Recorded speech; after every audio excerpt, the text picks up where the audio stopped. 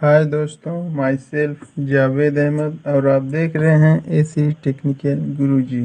और आज हम आपको बताने वाले हैं डीप फ्रिज की वायरिंग कैसे की जाती है, और साथ ही साथ हम आपको बताएंगे सिंगल डोर फ्रिज और डीप फ्रिज में क्या अंतर होता है। तो बिना देर किए हुए चलिए वीडियो को स्टार्ट करते हैं। तो जैसे कि आप दोस्तों देख पा रहे हैं, हमने डीप फ्रिज की वायरिंग को समझाने के लिए एक डायग्राम बनाया है और हम इसमें देखते हैं कि क्या क्या पार्ट्स लगे हुए हैं। सबसे पहले है हमारे पास थर्मोमीटर, ये है उसका सेंसर, और ये है डोर स्विच, ये है एक बल्ब, और ये फैन, ओएलपी, रिले, कंप्रेसर।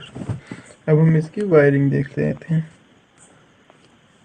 ये हमारे मेन बोर्ड से एक फेस है और एक न्यूट्रल। सबसे पहले हम फेस की वायरिंग देखते हैं। फेस को एक थर्मोस्टेट के पहले वाले पॉइंट पर दिया गया है और वहीं से फेस को हम ला के डोर स्विच को दे देंगे।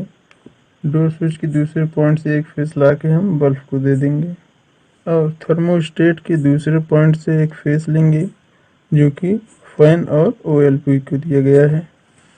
अब हमें फैन और बल्ब को स्टार्ट करने के लिए न्यूट्रल की आवश्यकता होगी, तो वो भी हम देख लेते हैं। हम न्यूट्रल की वायरिंग को देखेंगे। न्यूट्रल मेन बोर्ड से ला के हमने सीधे बल्ब में दे दिया है और बल्ब से रिले को दिया है, और रिले से ही हम एक पॉइंट ले जाके फैन को दे दिए हैं। अब कंप्रेसर को ऑन करने के लिए हमें फेस और न्यूट्रल की आवश्यकता होती है, तो कॉमन पॉइंट पे हम इसको ओएलपी को ला के लगा देंगे, और रिले में रनिंग और स्टार्टिंग दो पॉइंट रहते हैं जो कि रनिंग और स्टार्टिंग पे लगा देंगे, जिससे हमारा कंप्रेसर ऑन हो जाएगा। तो ये थी हमारी डीप फ्रिज की पहली और सिंपल वायरिंग। चलिए अब हम दूसरी वायरिंग की तरफ बढ़ते हैं। तो दोस्तों अब हम दूसरी वायरिंग देखेंगे, डीप फ्रिज की दूसरी वायरिंग। सबसे पहले हम इसमें देखते हैं कि कौन कौन से पार्ट्स लगे हुए हैं। जैसे कि सबसे पहले हमारा थर्मोमीटर या फिर थर्मोस्टेट, उसके बाद है हमारा डोर स्विच, फिर बल्ब, एक रिले, एक ओएलपी, फैन, कंप्रेसर।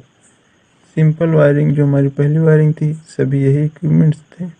और दूसरी वायरिंग में सिर्फ हमने इसमें इंडक्टर लगा दिया है, जैसे कि आप देख पा रहे हैं 2 इंडक्टर है। और अब हम देखेंगे कि इसमें इंडक्टर का काम क्या है। सबसे पहले हम वायरिंग को एक बार देख लेते हैं। हमारी मेन बोर्ड से आने वाला फेज थर्मोस्टेट के एक पॉइंट पे लगा हुआ है, और वहीं से हमने एक डोर स्विच को दिया है, डोर स्विच के दूसरे पॉइंट से बल्ब को दिया है, और थर्मोस्टेट के उसी पॉइंट से हमने एक रेड वाले इंडक्टर को दे दिया है, और उसके दूसरे थर्मोस्टेट के दूसरे पॉइंट से हमने एक ग्रीन वाले इंडक्टर को फेस दे दिया है, और ग्रीन वाले इंडक्टर से ही हमने फैन को फेस दिया है और ओएलपी को। और अब हम देख लेते हैं कि न्यूट्रल की वायरिंग क्या है। मेन बोर्ड से हमने न्यूट्रल लिया है, न्यूट्रल को सबसे पहले बल्ब में दिया है, बल्ब से रिले में दिया है, और रिले से फैन में, फैन से इंडक्टर के दोनों पॉइंट को दिया है, दोनों इंडक्टर के पॉइंट को दिया है। तो अब इसमें इंडक्टर का काम क्या है ये समझ लेते हैं। क्योंकि कंप्रेसर को चलने के लिए फेस न्यूट्रल की आवश्यकता होती है, ओएलपी में फेस है और रिले में न्यूट्रल, जिससे ओएलपी को हम कॉमन पे लगा देंगे तो हमारा ओएलपी कॉमन और रिले और फेस को रनिंग और स्टार्टिंग पे लगाने से हमारा कंप्रेसर तो ऑन हो जाएगा। ये जो इंडक्टर है, जैसे कि हमारा कंप्रेसर चलता रहेगा तब तो हरा, ये आप देख लीजिए, ये हरे रंग से हमने इसको बनाया हुआ है। तो अगर हमारा कंप्रेसर ऑन रहेगा तो डीप फ्रिज के बाहर जो हमारा इंडक्टर लगा हुआ रहेगा उसमें हरा भी जलेगा। जैसे कि हमारी डीप फ्रिज ऑन तो है लेकिन कंप्रेसर नहीं चल रहा है, तो सिर्फ और सिर्फ रेड इंडक्टर ही जलेगा। और अगर हमारा कंप्रेसर भी चल रहा है तो फैन और ये वाला ग्रीन इंडक्टर दोनों जलेंगे। इंडक्टर लगाने से यही फ़ायदा होगा कि जब हमारा फैन चलेगा और फैन और कंप्रेसर दोनों चलते रहेंगे तब हमारा इंडक्टर ग्रीन बताएगा। जब कंप्रेसर और फैन बंद रहेंगे तो सिर्फ रेड इंडक्टर ही जलेगा। तो चलिए बढ़ते हैं तीसरे वायरिंग की तरफ। अब हम तीसरी वायरिंग देख लेते हैं। तीसरी वायरिंग बिल्कुल फर्स्ट वायरिंग की तरह है, सिंपल सी वायरिंग है। इसमें रिले में सिर्फ और सिर्फ स्टार्टिंग कैपेसिटर लगा दिए गए हैं। स्टार्टिंग कैपेसिटर दो प्रकार के होते हैं, एक होता है रनिंग कैपेसिटर और एक होता है स्टार्टिंग कैपेसिटर। आने वाले वीडियो में हम कैपेसिटर पे भी वीडियो बनाएंगे, तो अभी के लिए यही समझ लेते हैं कि ये एक स्टार्टिंग कैपेसिटर है जो कि रिले में लगा हुआ है। और पूरी सेम टू सेम वायरिंग हमारी जैसे कि फर्स्ट वायरिंग थी वही है, सिंपल सी वायरिंग। ठीक है, तो इसके बताने की ज़रूरत तो है नहीं। और वीडियो के लास्ट में हम आपको बताएंगे कि फ्रिज और डीप फ्रिज में क्या अंतर होता है। ठीक है, तो चलिए बढ़ते हैं लास्ट और आखिरी वायरिंग की तरफ। ये हमारी डीप फ्रिज की चौथी वायरिंग है और सबसे मोस्ट इम्पॉर्टेंट वायरिंग है, तो इसको हम अच्छे से समझेंगे। और जैसे कि हमने कैपेसिटर के बारे में बताया था, यहाँ पे हम देख सकते हैं यहाँ पे एक रनिंग कैपेसिटर लगा हुआ है और दूसरा है स्टार्टिंग कैपेसिटर। ये है वोल्टेज रिले। इस वायरिंग को हम CSR वायरिंग भी कहते हैं, CSR वायरिंग। ये अधिकतर विंडो AC में वोल्टेज रिले का, इस रिले का यूज हमेशा हम विंडो AC में करते हैं।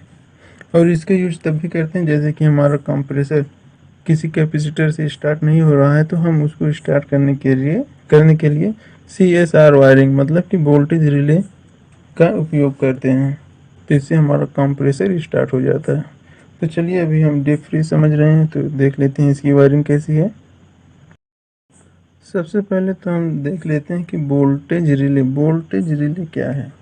वोल्टेज रिले सेम जो हमने पहले रिले पढ़ा था उसी की तरह है, लेकिन वोल्टेज रिले में हमारे ये एक बॉक्स टाइप होता है और इसमें 4 पॉइंट दिए रहते हैं जिसमें से नंबरिंग की हुई होती है। जैसे कि हम देख पा रहे हैं 1 नंबर, 2 नंबर, 4 नंबर और 5 नंबर, जैसे कि हम देख रहे हैं। और इसमें की गई वायरिंग को हमेशा सिर्फ इसी वायरिंग की तरह ही कर सकते हैं, इसका कोई दूसरा रास्ता नहीं है, ना तो शॉर्टकट है ना ही कोई रास्ता है। इसकी सिर्फ एक ही प्रकार से वायरिंग होती है जैसे कि इसमें दिया गया हुआ है। अपने मन से इसमें इधर उधर नहीं कर सकते हैं। जैसे कि हम मान लेते हैं ये जो रनिंग कैपेसिटर है, अगर इसको 4 नंबर और 2 नंबर पे दिया गया है, जैसे कि ब्लैक कलर से हमने दर्शाया है, आप देख सकते हैं जो 4 नंबर और 2 नंबर से दिया गया है, इसको हम कभी 4 नंबर और 1 नंबर में नहीं दे सकते हैं। ठीक है, तो चलिए अब हम आगे बढ़ते हैं कि देखते हैं कि फेस और न्यूट्रल कहाँ से कैसे आया हुआ है। सबसे पहले मेन बोर्ड से एक फेस लेते हैं जो कि थर्मोस्टेट के एक पॉइंट पे दिए हैं और उसी पॉइंट से हमने डोर स्विच को दिया है, डोर स्विच के दूसरे पॉइंट से बल्ब को। ठीक है, और थर्मोस्टेट के दूसरे पॉइंट से हमने 4 नंबर पर, वोल्टेज रिले में 4 नंबर पर हमेशा फेस आता है। ठीक है, और 5 नंबर पर हम न्यूट्रल देते हैं। वोल्टेज रिले को ऑन करने के लिए हमेशा फेस और न्यूट्रल की आवश्यकता होती है, जो कि 4 नंबर पर हमेशा फेस रहता है और 5 नंबर पर हमेशा न्यूट्रल। ये आप अपने दिमाग में बिठा लीजिए। और 4 नंबर और 1 नंबर, 4 नंबर और 1 नंबर पे हमेशा रनिंग कैपेसिटर ही रहेगा। 4 और 1 नंबर पर हमेशा रनिंग कैपेसिटर रहेगा।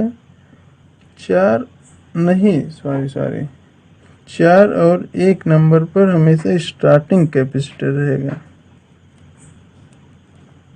4 और 1 नंबर पर स्टार्टिंग, 4 और 2 नंबर पर रनिंग कैपेसिटर।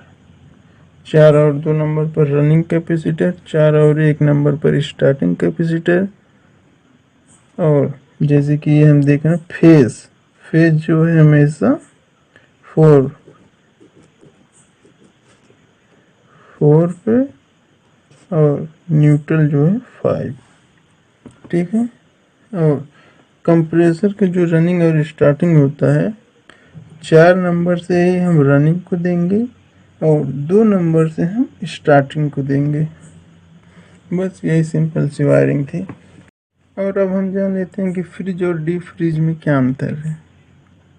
जो हमारा ये डीप फ्रिज होता है ये हमेशा एक टेम्परेचर पर ही रहता है और इसको हम कम से कम -18 डिग्री सेल्सियस तक सेट कर सकते हैं और इसमें जितने भी सामान रखे हुए होते हैं उन सभी चीज़ों का टेम्परेचर हमेशा एक ही रहता है।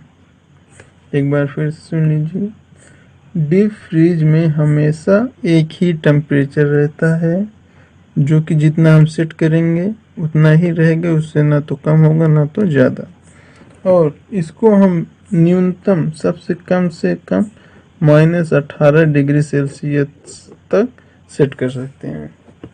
और जो हमारा फ्रिज होता है सिंगल डोर फ्रिज, उसमें नियत नहीं रहता, उसमें कम ज़्यादा होता रहता है और उसे हम 0 डिग्री सेल्सियस से 5 डिग्री सेल्सियस तक कर सकते हैं, क्योंकि उसका नाम दूसरा नाम होता है रेफ्रिजरेटर, बढ़ने और घटने वाला, तो इसलिए उसमें टेम्परेचर कम ज़्यादा होता रहता है। और डीप फ्रिज में टेम्परेचर कम ज़्यादा नहीं होता है, इसमें रखी हर वस्तु का टेम्परेचर एक ही रहता है। और जैसे कि फ्रिज में हम जानते हैं, फ्रीजर में हम वाटर रखते हैं तो इसमें बर्फ़ जम जाता है और नीचे वाले चैम्बर में जैसे खाना सब्जियां रखते हैं तो वो बर्फ़ नहीं बनती, उस पर बर्फ़ नहीं बनता, वहाँ का टेम्परेचर कम होता है। बस आज का वीडियो सिर्फ इतना ही। तो अगर हमारा वीडियो आपको अच्छा लगा हो तो लाइक करें, कमेंट करें, शेयर करें और सब्सक्राइब करना ना भूलें। जय हिंद।